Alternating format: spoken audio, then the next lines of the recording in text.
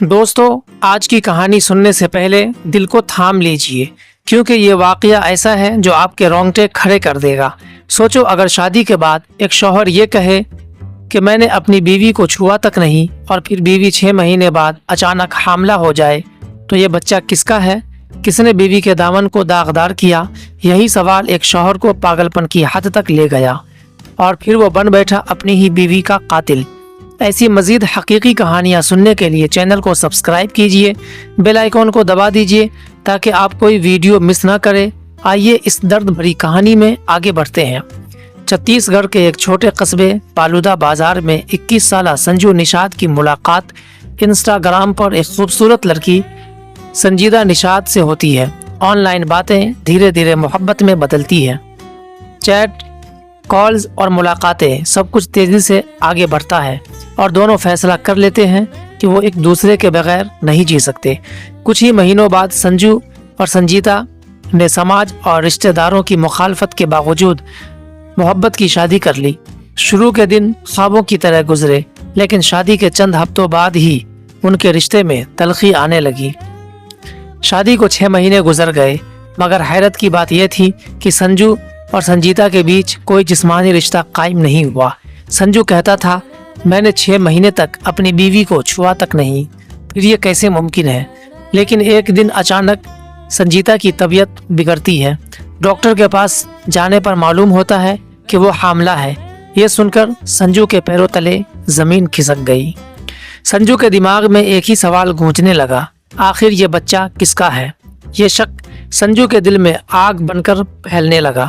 ہر روز جھگڑے، الزام تراشی اور گالی گلوچ ہونے لگی۔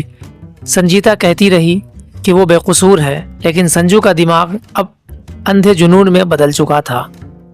18 اگست کی رات جھگڑا پھر شدت پکڑ گیا۔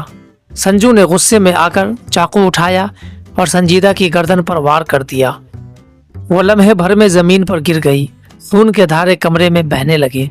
سنجو کے ہوش اڑ گئے، لیکن اب واپس جانے کا کوئی راستہ نہ رہا۔ اس نے جلدی سے لاش کو ایک بوری میں بھرا اور اندھیرے میں گھسیٹ کر قریبی دریا کے کنارے لے جا کر پھینک دیا۔ واپسی پر وہ ایسے برتاؤ کرنے لگا جیسے کچھ ہوا ہی نہ ہو۔ محلے داروں سے ہنس کر باتیں کرنا، گھر والوں کے سامنے عام انسان بننا، مگر دل میں خوف اور جرم کی آگ اسے اندر سے جلا رہی تھی۔ 2 دن بعد سنجیتا کے گھر والوں نے پولیس میں گمشدگی کی رپورٹ درج کرائی۔ 26 اگست کو دریا کے کنارے ایک بوری ملی جس میں سنجیتا کی لاش تھی۔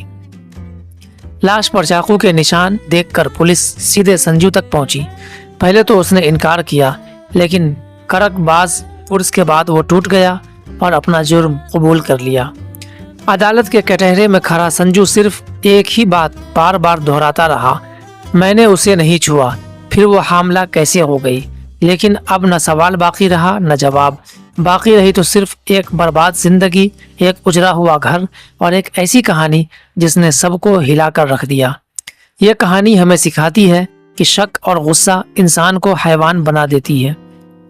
اگر سنجو اپنی بیوی سے کھلے دل سے بات کرتا یا صبر و تحقیق کا راستہ اپناتا تو شاید آج ایک معصوم جان ضائع نہ ہوتی۔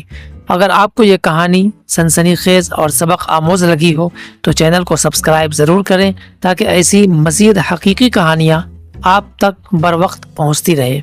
پھر ملتے ہیں کسی نیکسٹ ٹاپک کے ساتھ کسی نیکسٹ ویڈیو میں۔ تب تک کے لیے ہمیں اجازت دیں، اپنا خیال رکھیں۔